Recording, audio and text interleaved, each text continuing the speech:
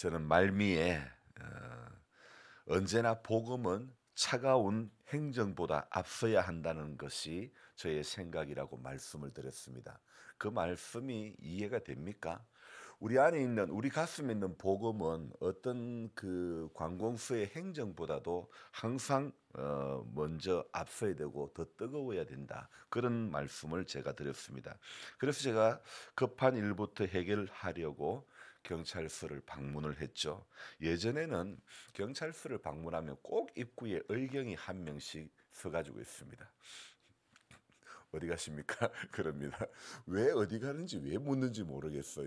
경찰서 볼 일이 있었는데 본인이 그걸 다른데 보고 하는 것도 아닌데 꼭 어디 가냐고 묻더라고요.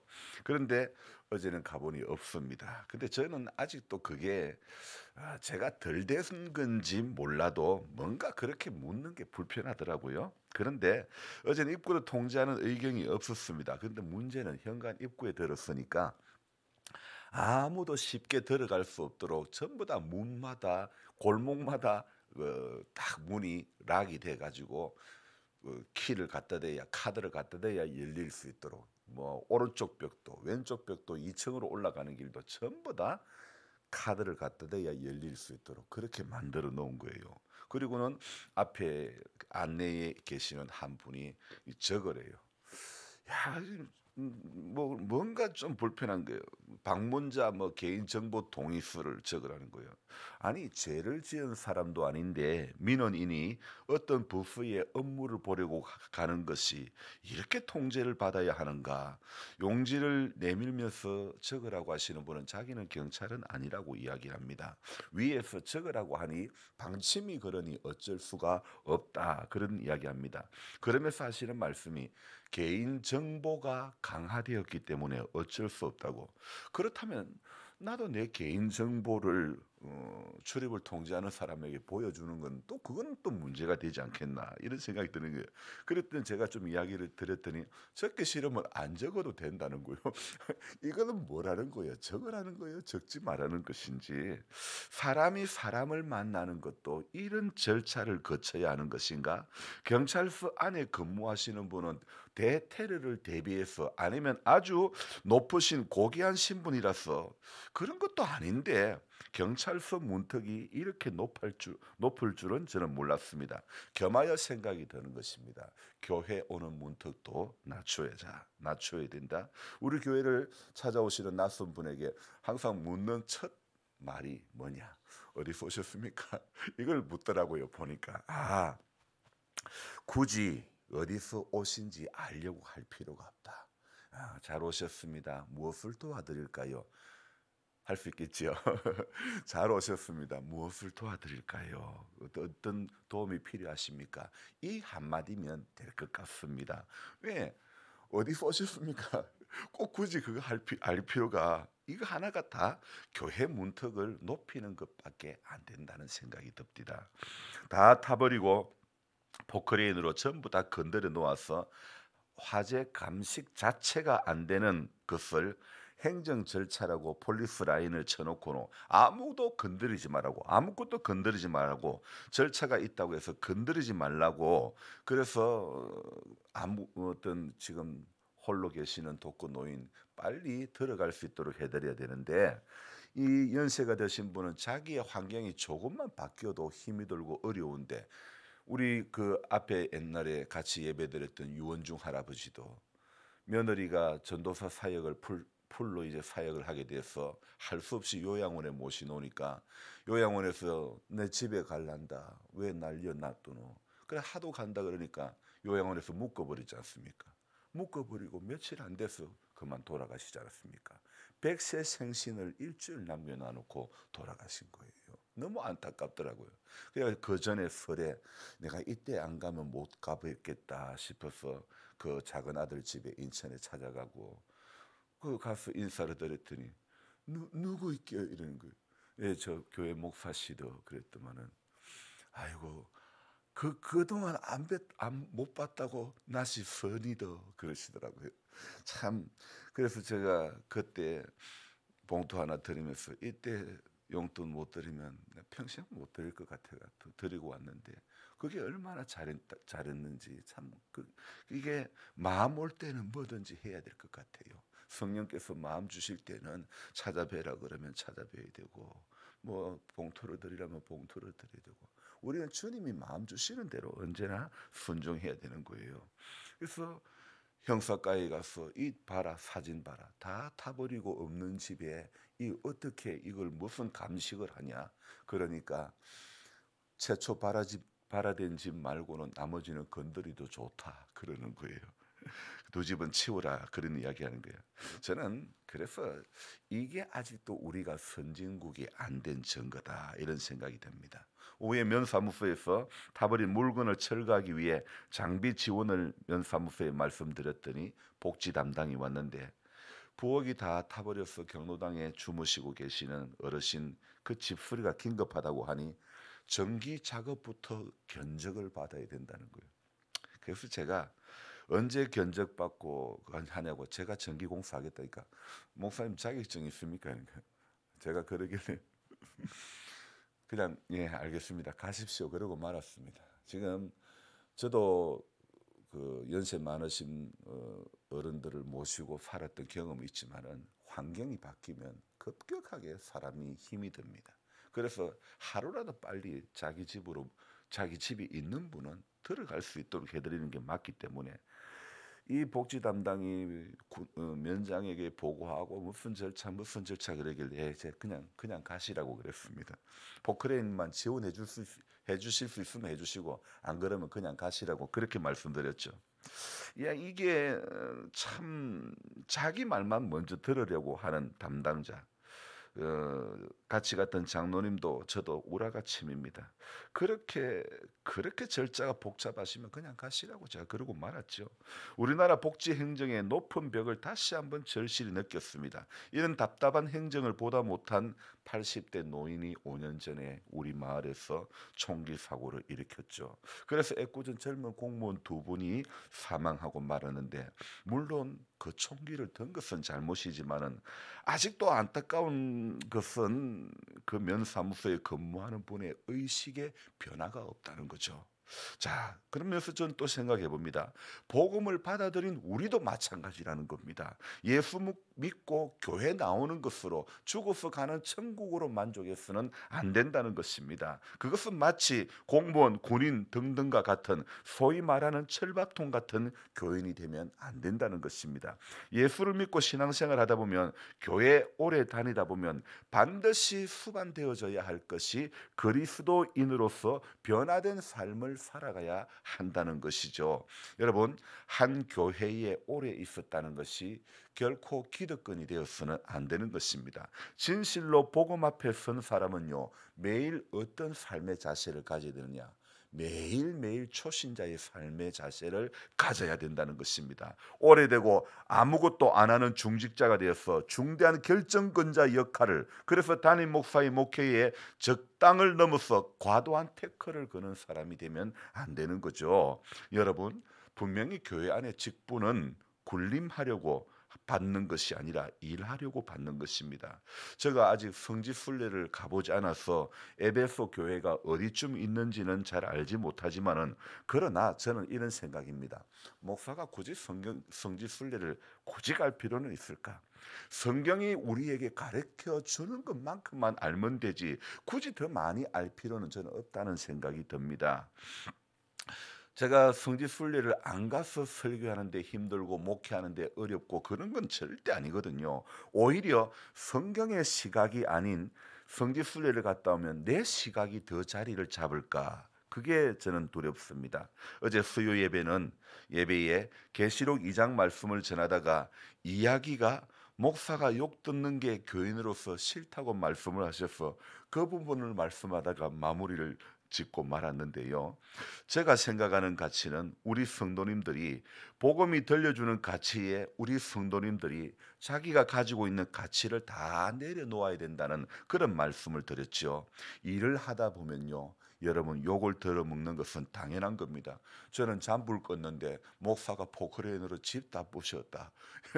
저는 개안습니다. 왜요? 내가 안 부쌌으면 됐지. 근데 다른 포크레인 큰 포크레인이 이렇게 부셨는데도 동네는 제가 다 부셨다. 괜찮다고 제가 했죠. 그죠? 여러분이 일일이 변호할 필요가 없다 했죠. 진실은 언제나 다 드러나는 것이기 때문에 그래서 일을 하다 보면 욕을 들어먹는 일이 있지만은 그러나 그건 당연하다고 받아들여야 됩니다. 일 안 하면 욕 들어물 일도 없습니다. 일 안 하면요 우리 교회 마당도 깨끗합니다. 근데 제가 하도 여기저기 일을 하다 보니까 온 전신에 공사 장비 늘어나 놓고 누차 말씀드리지만은 교회인지 공사 현장인지 구분이 안 돼서 여러분들 앞에 죄송하기도 하지만은 그래도 어떻게 해요? 눈에 보이는 가슴에 오는 일 앞에는 순종하고 싶은 마음인데요. 그래서 중요하게 제가 여기는 가치는요. 욕을 듣고 우돌하는 그런 미숙함이 있어도 그래도 일은 해야 하는 것이 맞다는 것이 저의 생각입니다. 7교회 중에 가장 먼저 편지를 받는 에베소 교회. 저는 며칠간 계속되는 이 계시록 2장에서 7교회는요. 숫자로 단순히 7교회가 아니라는 말씀을 드렸습니다. 어떤 교회라고요? 전체 교회를 향해서 보내는 편지라 그렇게 제가 말씀을 드렸죠. 그래서 이 처음 사랑을 버렸다는 것은 에베소 교회만 처음 사랑을 버린 게 아니라 이 세상의 모든 교회들이 가장 먼저 들어야 할 메시지, 가장 먼저 기억하고 돌이켜야 할 메시지가 바로 처음 사랑을 버린 것과 그리고 그 다음 절 5절에 어디서 떨어졌는지를 생각하고 회개하는, 그래서 처음 행위를 다시 가지는 것, 그것이 중요한 것 아니겠습니까? 여러분요, 복지를 이론으로 배운 사람과 복지를 복음으로 가슴으로 배운 사람은 다른 것입니다. 우리 김전도 사도 사회복지를 이렇게 배웠고 자격증이 있지만은요, 저는 그렇게 생각합니다. 이 복지라는 것은 이론으로 배우는 것이 아니라 학문으로 배우는 것이 아니라 복지는 복음으로 배워야 되고 가슴으로 배워야 되는 것이 저는 복음이라고 생각합니다. 사회복지가 공부한다고 되는 것이 아니고 가슴이 따뜻함이 있어야 사회복지가 가능하다고 생각합니다. 국내 최초로요, 베이비 박스라고 이렇게 담벼락에다가, 교회 담벼락에다가 이렇게 잘라가지고 아기를 놓을 수 있는, 추운 겨울에 거기 놔도 아기가 동사되지 않도록 베이비 박스를 만든 이종락 목사님 부부가 있습니다. 13년째 베이비 박스를 운영을 했고 2009년부터 그렇게 그것을 통해서, 베이비 박스를 통해서 2,000여 명의 아이들이 구해졌죠. 하지만 지금 이 목사님의 사모님은 극심한 우울증에 시달리고 있고 또 희귀 치매로 인해서 병원에 입원해서 치료를 받고 있습니다. 이종락 목사님은 올해 70입니다. 2009년 12월부터 서울 관악구 남곡동의 한 그 담벼락에 베이비 박스를 운영해서 지금까지 하고 있는데요. 이분의 손을 거쳐간 2,000여 명의 아이들요. 근데 우리나라 법이 참 안타까운 게 베이비 박스 안에 들어온 아이들은요, 입양이 안 된다는 겁니다. 이 아이들은 평생 그냥 시설에서 살 수밖에 없다는 겁니다. 참 안타까운 일이죠. 그래서 지금 이른의 나이지만은 신생아 케어, 예방 접종, 미혼모 상담 이런 일들을 일선에서 아기를 돌보는 그 일을 하고 있습니다. 근데 제가 이분의 방송을 몇 번이나 봤는데 자기 집에도 중증 장애를 앓고 있었던 아들이 있었습니다. 그런데도요, 선뜻 장애 아들을 입양을 하고 베이비 박스의 아기들까지 키워온 그런 부부이셨습니다. 그러다가 3년 전에 자기 아들이 죽고 말았습니다.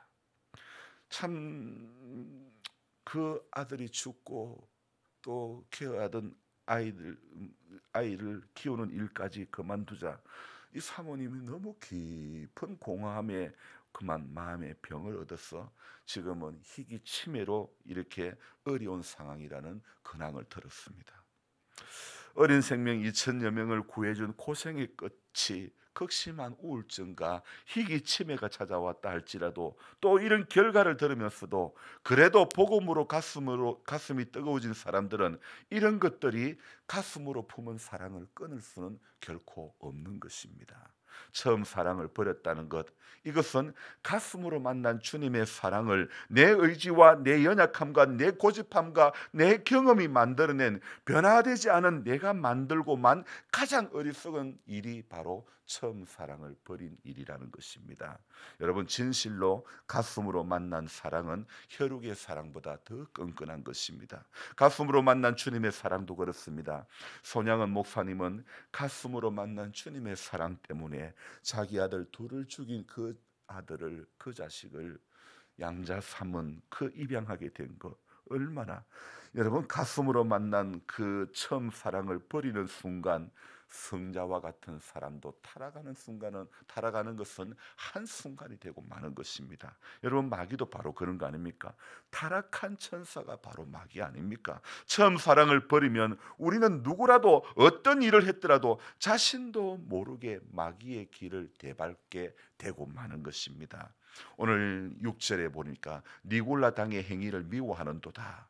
오늘요, 니골라 당의 행위를 미워하고 행위와 수고와 인내를 주님이 다 아셨다, 다 기억하신 바 되었다 하더라도, 주님을 향한 우리의 어떤 신앙의 몸부림이 있다 하더라도 무엇을 한 어려움과 못한 죄의 사이에는 결국 못한 죄의 처음 것을 버린 죄가 더 크게 작용이 된다는 겁니다. 좀 말이 어렵죠? 자, 그러니까 인간이 무엇을 한 어떤 어려움보다도 하지 못한 죄 사이에서 결국은 하지 못한 한 가지 죄 때문에 사람이 무너지고 넘어지는 것, 쓰러지는 것입니다. 그 하지 못한, 우리 자신도 모르게 저지르고만 죄의 씨앗이 더 크게, 우리가 했던 어떤 어려움보다도 공로보다도 더 크게 작용이 된다는 것입니다. 그래서 주님을 향한 어떤 신앙의 몸부림이 있다 하더라도 결국요, 사람은 평생 쌓은 선에서 흥하는 것보다도 순간 저지른 죄로 인해서 망하는 것입니다. 이게 바로 세상 논리 아닙니까? 하지만 그래도 우리에게는 오늘 희망이 있는 것은요, 복음이 가르치는 진리는 십자가 상의 한편 강도를 구원하는 손길이라는 겁니다. 평생 나쁜 짓만 하다가도 마지막에 주님의 십자가의 한편에 같이 달리게 됨으로 구원의 문이 열린 것 아닙니까? 이게 바로 역설의 복음입니다. 처음 사랑을 버렸다는 것은 이 역설의 복음을 버리고 율법적인 삶, 차가운 행정을 쫓아가는, 절차를 쫓아가는 그런 어리석은 길로 누구라도 갈 수밖에 없습니다. 그래서 저와 여러분들은요, 교회 안에서 우리가 믿음 생활하면서 가장 늘 기도해야 되는 것, 주님, 나 처음 사랑 버리지 않기를 원합니다. 처음 사랑 잊어버리지 않기를 원합니다. 그런 기도를 우리는 해야 될 줄 믿습니다. 물론 절차가 있고 물론 법이 있긴 하지만은, 그러나 항상 우리 가슴은, 복음을 들은 우리 가슴은 절차보다 법보다 그 어떤 행정보다 더 빠르고 더 따뜻한 그런 가슴이 되어져야 한다고 저는 생각합니다. 내가 아니어도 누가 하겠지, 목사님이 왜 하시냐고 그러지 마시기 바랍니다.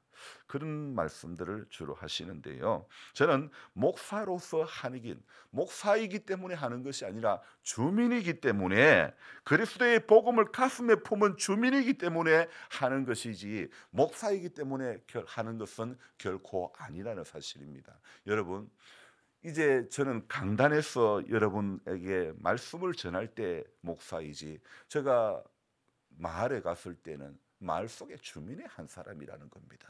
그래서 주민의 한 사람으로 저를 기억해 주셨으면 고마운 거예요. 그런 거예요.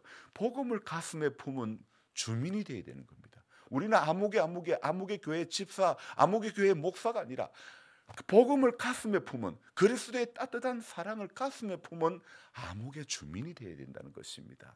여러분, 이것이 오늘 복음이 우리에게 제시하고 있는 빛과 소금의 역할을 감당하는 길이 아니고 무엇이겠습니까?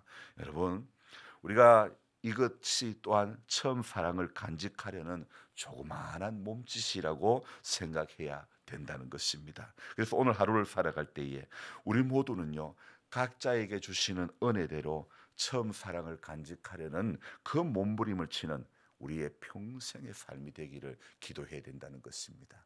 교회 안에서, 예배당 문턱 안에서 잘 믿는 성도는 주님이 원치 않습니다. 우리는 오늘도 예배당 문턱을 밟고 나가는 순간부터 나는 여서 더 잘 믿어야 된다. 이 문을 열고 나갈 때 더 잘 믿어야 된다. 더 잘 살아야 된다. 제가 그러지 않았습니까? 아직 손주 얼굴을 보지 못했지만은 손주를 낳았다는 소식을 듣고 할아버지가 된 그 순간부터 보고 싶다는 마음은 없고 진짜 잘 살아야 되겠다. 이 마음밖에 없습니다. 여러분, 우리 인생 남은 시간 복음을 가슴에 품은 그리스도인으로서 남은 시간 정말 우리의 가치가 정말 가슴에 복음을 품은 한 주민으로서 교회 안에 한 아무개 집사로서가 아니라 복음을 가슴에 품은 한 그리스도인으로서 이 마을에 내가 녹아지리라.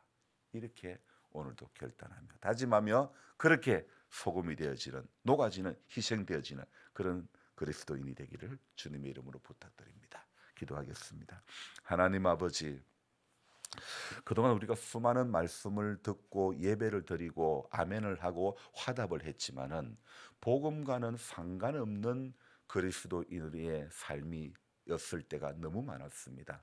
주님, 그러나 주님이 정말 원하시는 것은 우리의 예배의 자리에서 어떤 종교적인 행위를 주님이 기뻐하시는 것보다도 삶의 자리에서 그리스도인으로서 마땅히 해야 할 빛의 삶, 소금의 역할, 그것이 우리가 더 시급한 문제인 것 같습니다. 하나님, 한국교회는 온실 안의 성도를 만드는 그런 교회였다고 생각되어집니다.